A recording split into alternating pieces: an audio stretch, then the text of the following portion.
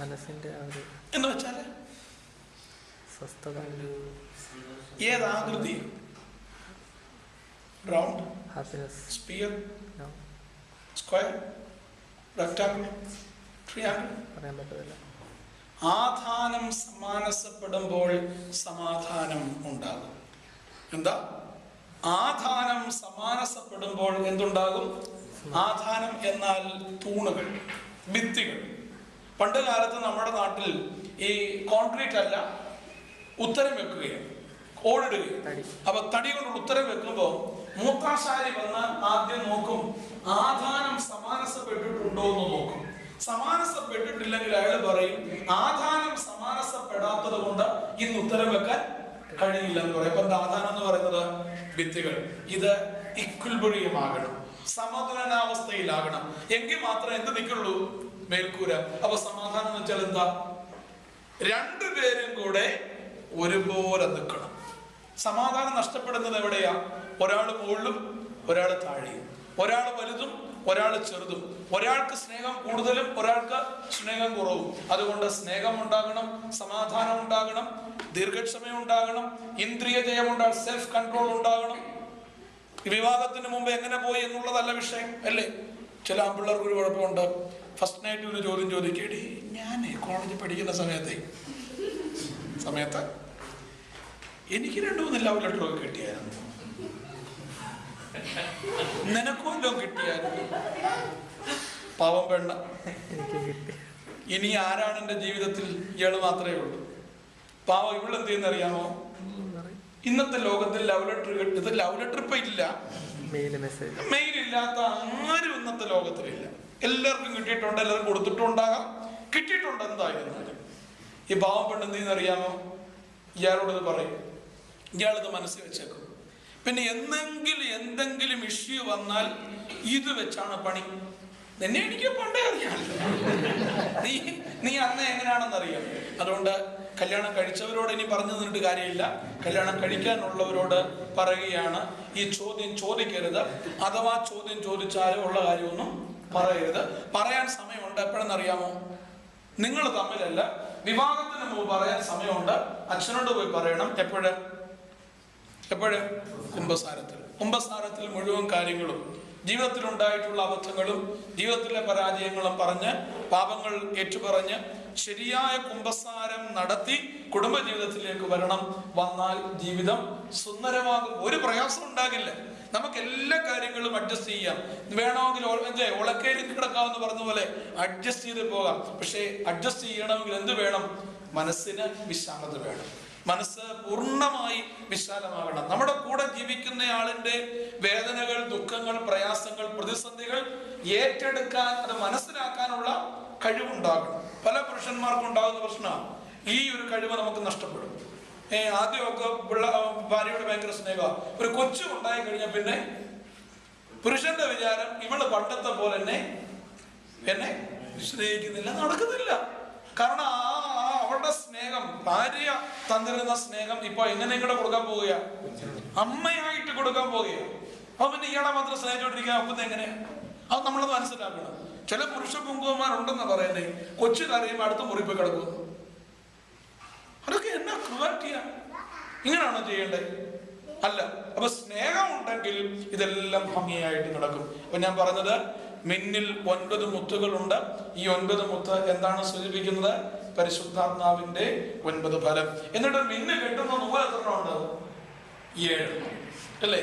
സന്ധിക്ക് എല്ലാവരും വീട്ടിൽ വരുന്ന എല്ലാവരും കൂടെ മന്ത്രകോടി ചെയ്യുന്ന നൂലെടുത്ത് 6 നൂലും പിന്നെ ഒരു വെള്ള നൂലും കൂടെ എടുത്ത് ചോറൊക്കെ തേച്ച് ഒരു വലിയ ആഘോഷമാണ്. എന്നിട്ട് എന്തുണ്ടാക്കും? 7 എന്ന് വെച്ചാൽ പൂർണ്ണതയുടെ സംഖ്യയാണ്. പൂർണ്ണതയുടെ സംഖ്യയാണ് അത് 7. അപ്പോൾ പൂർണ്ണതയുടെ സംഖ്യയായ 7 നൂലുകൊണ്ട് 9 മുത്തുകൾ കുരിശാകൃതിയിൽ ക്രമീകരിച്ച മിന്ന് എവിടെ കിട്ടുന്നു? ഭാര്യയുടെ കഴുത്തിലേക്ക് കിട്ടുന്നു. മോതിരം ആരിടുന്നു? അച്ഛനിടുന്നു. മാല ആര് വാഴ്ത്തുന്നു? അച്ഛൻ വാഴ്ത്തുന്നു. മിന്ന് ആര് കെട്ടുന്നു? അച്ഛന്റെ കല്യാണത്തിന് കെട്ടുന്നു. ആര് കെട്ടുന്നു? കെട്ടിയോൻ കെട്ടുന്നു. എന്ത്? ഇത്രയേ ഉള്ളൂ. കെട്ടിയോടെ കഴുത്തിൽ മിന്നുണ്ടായിരിക്കണമെന്ന് കെട്ടിയോൻ കെട്ടിയോൻ ഉറപ്പ് വരുത്തണം, അതിന്റെ പേരാണ് പുരുഷത്വം. കെട്ടിയുടെ കഴുത്തിൽ മിന്നുണ്ടാകണമെന്ന് ആര് ഉറപ്പ് വരുത്തണം? കെട്ടിയോൻ ഉറപ്പ് വരുത്തണം, അതിന്റെ പേരാണ് പുരുഷത്വം. ഇത് കളഞ്ഞിട്ട് പോകാനുള്ളതല്ല. ഇടയ്ക്കിടയ്ക്ക് സൗകര്യത്തിന് വേണ്ടി ഊരി വെക്കാനും എടുത്തിടാനും ഉള്ളതല്ല. നിങ്ങൾ ധരിക്കുന്ന സ്വർണ്ണമാലയിൽ, സ്വർണ്ണമെങ്കിൽ സ്വർണം, ആ മാലയിൽ ഇനി ഏതെങ്കിലും ജോലിക്ക് പോകുമ്പോൾ മാല ധരിക്കാൻ ഒക്കത്തില്ലെങ്കിൽ മാറ്റിക്കോ. ഇല്ല എങ്കിൽ നിങ്ങൾ ധരിക്കുന്ന മാലയിൽ എന്തുണ്ടാകണം? മിന്നുണ്ടാകണം. മിന്ന് പാതിവൃത്യത്തിന്റെ ലക്ഷണമാണ്, ഭർത്തൃമതിയായതിന്റെ ലക്ഷണമാണ്. ഈ മിന്ന് കെട്ടിക്കഴിഞ്ഞിട്ടാണ് തലയെ കൂടെ എന്തിടുന്നത്? മന്ത്രകോടി, ശിരോവസ്ത്രം. എന്താ മന്ത്രകോടി എന്ന് വെച്ചാൽ എന്താ? മന്ത്രകോടി എന്നാൽ ഉടമസ്ഥതയുടെ ചിഹ്നമാണ്. കാരണം മന്ത്രകോടി ഇടുമ്പോൾ ഒരു പാട്ട് പാടുന്നുണ്ട്, ഏതൻ തോട്ടം നട്ടോനെ നീയാണ് എന്റെ യുവമണവാളൻ, അല്ലേ? മണവാട്ടി പാടുകയാ, നാഥ നീ ദൂരെ പോകരുതേ. വല്ല ഓർത്തായിരുന്നോ? ഈ ഉള്ളോളെ തള്ളല്ലേ, മാനിപ്പാൻ മടി കാണിച്ചാൽ ഞാൻ ചത്തുപോകും. എങ്ങനെ? വിഷമടിച്ചോ, ഫാനെ തൂങ്ങിയോ, ട്രെയിനിന് ചാടിയോ, പിന്നെ എങ്ങനെ ചത്തുപോകും? ക്ഷീണിച്ച് ഞാൻ ചത്തുപോകും. എന്തൊരു മരണമാ! പുതിയ ആത്മഹത്യാ പ്രവണതയാ. ക്ഷീണിച്ച് ഞാൻ എന്ത് ചെയ്യും? ചത്തുപോകും. കാരണം അത്ര ബന്ധമാണ്. നാഥാ നീ ദൂരെ പോകരുത്, ഈ ഉള്ളവളെ തള്ളരുത്. കാരണം അവരുടെ തലയിൽ എന്തിട്ടിട്ടുണ്ട്? മന്ത്രകോടി. ഈ മന്ത്രകോടി ഇടുന്നത് എങ്ങനെയാണ്? മുഖം നിറയെ മന്ത്രകോടി ഇടും. കണ്ണും മൂക്കും വായും മാത്രമേ കാണത്തുള്ളൂ. പണ്ടത്തെ അച്ഛന്മാർ അങ്ങനെ ചെയ്യുന്നത്. ഇപ്പൊ ഞങ്ങൾ അച്ഛന്മാർ അങ്ങനെ ചെയ്യത്തില്ല, ഞങ്ങളെ കൊണ്ട് അങ്ങനെ ചെയ്യിക്കത്തില്ല. അതാണല്ലോ ഒന്നാമത്തെ കാര്യം. ഞങ്ങളെ കൊണ്ട് അങ്ങനെ ചെയ്യത്തില്ല. ഒന്നാമത് ഈ ബ്യൂട്ടീഷ്യന്മാർ സമ്മതിക്കും, പറയും ഇത് സാരി വലിച്ചിടലെന്ന് പറയും. കാരണം ആകെ 2 ഇഞ്ച് മുടിയേ ഉള്ളൂ, അത് ഇട്ടാ പെട്ടെന്ന് കെട്ടി വെച്ചിരിക്കുക. അച്ഛൻ ഈ സാരി അങ്ങോട്ടും ഇങ്ങോട്ടും വലിച്ച് ചിലപ്പോൾ ഉള്ളതെല്ലാം കൂടെ അതാ. എന്തൊരു വൃത്തികേടെന്നറിയാം. ഇപ്പൊ ഈ കല്യാണത്തിനൊക്കെ മണവാട്ടിമാര് കൊണ്ടുവരും. നിങ്ങൾ അങ്ങനൊന്നും അല്ലെന്ന് എനിക്കറിയാം. പ്രിയപ്പെട്ട മണവാളന്മാരോട് കല്യാണം കഴിക്കാൻ പോകുമ്പോൾ നിങ്ങൾ ഉറപ്പ് വരുത്തണം, ഭാര്യ വീട്ടുകാരോട് പറയണം, വൃത്തിയുള്ള വസ്ത്രം ധരിച്ചുകൊണ്ട്. എന്ന് വെച്ചാൽ നിങ്ങൾ കാണേണ്ടുന്നതും നാട്ടുകാർ കാണാനുള്ളതല്ലെന്ന്. മനസ്സിലായോ? ഇല്ല, പിന്നെ മനസ്സിലായി.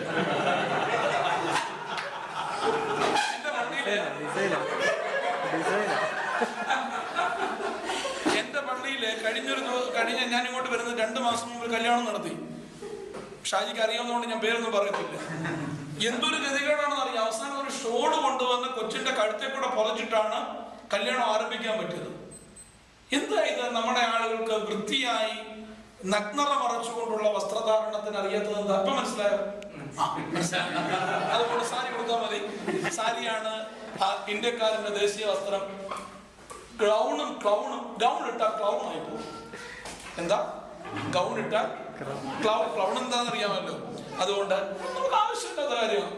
നമ്മുടെ ഇന്ത്യൻ കൾച്ചറാണ് നമുക്കുള്ളത്. ആ ഇന്ത്യൻ കൾച്ചറിൽ തന്നെ ചെയ്യുന്നത് നല്ലത്. എന്തായിരുന്നാലും ഈ മന്ത്രകോടി ഇട്ട് കൊടുക്കുമ്പോൾ അതിന്റെ അർത്ഥം മണവാട്ടിയുടെ ഉടമസ്ഥത എന്ത് ചെയ്തു? മാറി. പണ്ട് കാലത്ത് ഈ മന്ത്രകോടി മാറുന്നത് എങ്ങനെയെന്ന് അറിയാമോ? വീട്ടിലാണ് റിസപ്ഷൻ. പണ്ട് വീട്ടിൽ ചെന്ന് ഈ മണവാട്ടിയുടെ കൈക്ക് പിടിച്ച് ഒന്ന് ബിബ്ലിക്കൽ അണ്ടർസ്റ്റാൻഡിങ്, വേദപുസ്തകപരമായ അണ്ടർസ്റ്റാൻഡിങ് എന്ന് പറയുന്നത് നമ്മൾ എന്തൊക്കെ നിബന്ധനകൾ വിവാഹത്തെ കുറിച്ച് ചിന്തിച്ചാലും അതിന് പിറകിൽ പ്രവർത്തിക്കുന്ന ദൈവമുണ്ട് എന്ന ചിന്ത.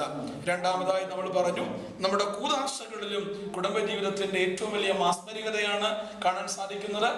അത് മോതിരം വാഴുവിന്റെ ക്രമമാണെങ്കിലും കിരീടം വാഴുവിന്റെ ക്രമമാണെങ്കിലും. ഇത്രയും മതി വെച്ചാൽ ഈ മന്ത്രകോടി ഇടുന്നത് വൈദികൻ തന്നെയാണ്. ഉടമസ്ഥത മാറ്റുന്നത് സ്വന്തമായിട്ടല്ല. നമ്മുടെ പാരമ്പര്യത്തിൽ അച്ഛൻ കുടുംബജീവിതത്തിൽ അണ്ടിയാണോ മൂത്തത്, മാങ്ങയാണോ മൂത്തതെന്ന് ചോദിച്ചാൽ ജീവിക്കാനൊക്കെ ഇല്ല. കോഴിയാണോ, കോഴിക്കുഞ്ഞാണോ, കോഴിയാണോ, കോഴിമുട്ടയാണോ ആദ്യം ഉണ്ടായെന്ന് ചോദിച്ചാൽ ജീവിക്കാനൊക്കെ ഇല്ല. പരസ്പരം അഡ്ജസ്റ്റ് ചെയ്താലേ ഒക്കത്തുള്ളൂ. അതിനകത്ത് ബഹളമൊക്കെ ഉണ്ടാകും, വഴക്കുണ്ടായി അത് വഴക്ക് തീർക്കണം. ഒരു കാര്യമേ ഉള്ളൂ. ഒരു ടിപ്പും കൂടെ പറഞ്ഞു തരാം. നിങ്ങൾ വഴക്കുണ്ടാക്കണം. കല്യാണം കഴിച്ചവരോട് പറയുക, വഴക്കുണ്ടാക്കിയ സ്നേഹത്തിന്റെ മൂത്ത സ്നേഹം വരത്തുള്ളൂ. പക്ഷെ ഒരു കാര്യമേ ഉള്ളൂ, ഏത് വിഷയത്തെ കുറിച്ചാണോ വഴക്കുണ്ടാക്കുന്നത്, വഴക്ക് തീരുന്നത് വരെ ആ വിഷയത്തെ കുറിച്ച് മാത്രമേ. അത് നിർബന്ധം. അങ്ങനെയാണോ നമ്മള്? അല്ല, തുടങ്ങുന്നതൊന്ന്. എന്റെ അച്ഛ തുടങ്ങുന്നതൊന്ന്, പിന്നൊന്ന് കേറി അന്ന് ആദ്യ ദിവസം അവിടെ ചെന്നപ്പോ നിന്റെ അമ്മായിമ ചോറ് വിളമ്പിയപ്പോ തന്നെ നടുതടി എവിടെയാ എന്ന് പറഞ്ഞ് അവിടെ ഒക്കെ നമ്മൾ കയറും, അല്ലേ? വഴക്കുണ്ടാകണം. ഏത് സബ്ജക്റ്റിനെ എന്തിനെ കുറിച്ചാണോ വഴക്ക് തുടങ്ങുന്നത് അതിനെക്കുറിച്ച് മാത്രമേ അന്ന് അപ്പോഴേ സംസാരിക്കാവൂ. ലുലുവിൽ പോയ കാര്യമാണെങ്കിൽ ലുലു എന്നുള്ള വാക്കല്ലാതെ മറ്റൊരു വാക്കും പറയാൻ പാടില്ല. അതുകൊണ്ട് വഴക്കുണ്ടാകണം. എൻ്റെ അനുഭവത്തിൽ പറയുന്ന വഴക്കുണ്ടാക്കിയാലേ എന്തുള്ളൂ, സ്നേഹത്തിൻ്റെ നിറവുണ്ടാവുള്ളൂ. പക്ഷെ നമ്മൾ പറഞ്ഞതുപോലെ സബ്ജക്റ്റുകൾ അത് പ്രിസൈസ് ചെയ്യണം. സബ്ജക്റ്റ് പ്രിസൈസ് ചെയ്ത് കഴിഞ്ഞാൽ നമുക്കറിയാം കൂടിപ്പോയ ഒരു 15 മിനിറ്റ് വഴക്കുണ്ടാക്കാനുള്ള സബ്ജക്റ്റ് കാണും. പിന്നെ ഒന്നും മിണ്ടാതിരിയോ നമുക്ക് മുന്നിട്ട് കിടന്നുറങ്ങാം എന്ന് പറയുന്ന അവസ്ഥയിലേക്ക് വരും. സ്നേഹിക്കണം.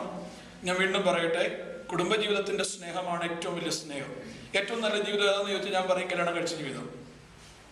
അത് മെത്രാജന്മാർ പറയും കല്യാണം കഴിക്കാത്തപ്പോൾ ഞാൻ പറയാം അല്ല, കല്യാണം കഴിച്ച ജീവിതമാണ്. കാരണം നമ്മുടെ ഭാരങ്ങൾ പങ്കുവെക്കാൻ, നമ്മുടെ വിഷമങ്ങൾ പങ്കുവെക്കാൻ, കേൾക്കാൻ, സംസാരിക്കാൻ, അല്ലേ ഹജി? ഒരു വേദന ഉണ്ടാകുമ്പോൾ ഒന്ന് പ്രാർത്ഥിക്കാൻ, അത് വളരെ വലിയ ബന്ധമാണ്. അത് നമുക്ക് രണ്ടും വേണം. അൺമാരീഡ് ആയിട്ടുള്ളവരും വേണം, മാരീഡ് ആയിട്ടുള്ളവരും വേണം. പിന്നെ മാരീഡ് ആയി കഴിഞ്ഞിട്ട് പിന്നെ മറ്റത് മതിയായിരുന്നു എന്ന് ചിന്തിക്കുകയും അൺമാരീഡ് ആയിട്ട് തുടർന്നിട്ട് മാരീഡ് ആകുന്നത് പോലെയാണ്, അല്ലേ? Unmarried in nature but married in effect എന്ന ഉള്ള അവസ്ഥയല്ല, അറിയാമല്ലോ. ആ ഒരു അവസ്ഥയല്ല. അതല്ലാതെ ഞാൻ എടുക്കുന്നത് എന്താണോ അതിനെ പൂർണ്ണമായി സ്വീകരിച്ചുകൊണ്ട് ജീവിക്കുമ്പോൾ ജീവിതം സുന്ദരമാകും. ഇത്രയും കാര്യങ്ങൾ നിങ്ങളുമായിട്ട് പങ്കുവെക്കാൻ സാധിച്ചതിൽ ദൈവത്തെ സ്തുതിക്കുന്നു. ഞാൻ ഈ പറഞ്ഞതൊക്കെ എൻ്റെ ജീവിതത്തിൽ പ്രാവർത്തികമാക്കാൻ ആഗ്രഹിക്കുന്ന കാര്യങ്ങളാണ്. ഇതിനകത്ത് എനിക്കിപ്പോൾ മാർക്ക് ഇട്ട് കഴിഞ്ഞാൽ ഒരു 50-60 മാർക്ക് കൂടുതൽ കിട്ടത്തില്ല. അതുകൊണ്ട് എല്ലാം ഞാൻ പൂർണ്ണമാക്കി എന്നുള്ള അർത്ഥത്തിലല്ല, ആഗ്രഹിക്കുന്നു അങ്ങനെ ജീവിക്കാൻ. അത് ഓരോ ദിവസവും കഴിയുമ്പോൾ നമ്മൾ ജീവിച്ച് കുറേ പേരെ അങ്ങോട്ട് പോകുമ്പോൾ മാറിയിരിക്കുമ്പോഴാണ് സ്നേഹത്തെ കുറിച്ച് അറിയുന്നത്. ഭാര്യ എത്രത്തോളം എന്നെ സ്നേഹിക്കുന്നുണ്ട്, ഞാൻ എത്രത്തോളം അവളെ സ്നേഹിക്കുന്നുണ്ട് എന്ന് നാം തിരിച്ചറിയുന്നത് എപ്പോഴാണ്? മാറിയിരിക്കുമ്പോഴാണ്, ഒരുമിച്ചിരിക്കുമ്പോഴല്ല. ഒരുമിച്ചിരിക്കുമ്പോൾ തട്ടിയും മുട്ടിയും, അല്ലേ, കല്ലും ചട്ടിയായിട്ട് തട്ടിയും മുട്ടിയും കിടക്കും. പക്ഷെ മാറിയിരിക്കുമ്പോഴാണ് സ്നേഹത്തിന്റെ മാസ്മരികത അറിയുന്നത്. ഒരുമിച്ച് ജീവിക്കണം. ഒരുമിച്ച് ജീവിക്കുമ്പോൾ ജീവിതം അനുഗ്രഹമായിട്ട് മാറും. നല്ല കുടുംബജീവിതം ആരംഭിക്കാനുള്ളവർക്ക് നല്ല കുടുംബജീവിതം ആരംഭിക്കാൻ ദൈവം തമ്പുരാൻ അനുഗ്രഹിക്കട്ടെ എന്ന് പ്രാർത്ഥിക്കുന്നു. നല്ല ആരംഭമാണ്. Well begin half done. ഒരു വർഷത്തേക്ക് വഴക്കുണ്ടാക്കരുത്. പ്രത്യേകിച്ച് ആദ്യ ദിവസങ്ങൾ ഒരിക്കലും വഴക്കുണ്ടാക്കരുത്. ജീവിതത്തിന്റെ ആദ്യ ദിവസങ്ങൾ വഴക്കുണ്ടാക്കി പിന്നെ അത് നമ്മുടെ മനസ്സിലൊരു വലിയ മുറിവായിട്ട് കിടക്കും. ക്ഷമിച്ച് പോകണം. ആദ്യം ക്ഷമിക്കണം. മൂപ്പരനായിട്ട് ക്ഷമിക്കാനല്ല, പിന്നെ ഇപ്പോഴേ ക്ഷമിക്കണം. ക്ഷമിക്കുമ്പോഴാണ്, സഹിക്കുമ്പോഴാണ് സ്നേഹിക്കാനായിട്ട് സാധിക്കുന്നത്. അത് ഞാൻ പറഞ്ഞതുപോലെ ഭർത്താവ് ശ്രമിക്കണം ചില കാര്യങ്ങളിൽ. രണ്ടുപേരും കൂടെ ഒരു സമയത്ത് വഴക്കുണ്ടാക്കാൻ പോയാൽ വിഷയം നടക്കും. ഒരാൾ വഴക്കുണ്ടാക്കുമ്പോൾ മറ്റൊരാൾ മിണ്ടാതിരിക്കണം. അങ്ങനെയൊക്കെ ജീവിക്കുമ്പോഴാണ് ജീവിതം അനുഗ്രഹമായിട്ട് മാറുന്നത്. എല്ലാ ആശംസകളും കുടുംബജീവിതത്തിന് നേരുന്നു. ദൈവം തമ്പുരാൻ അനുഗ്രഹിക്കട്ടെ.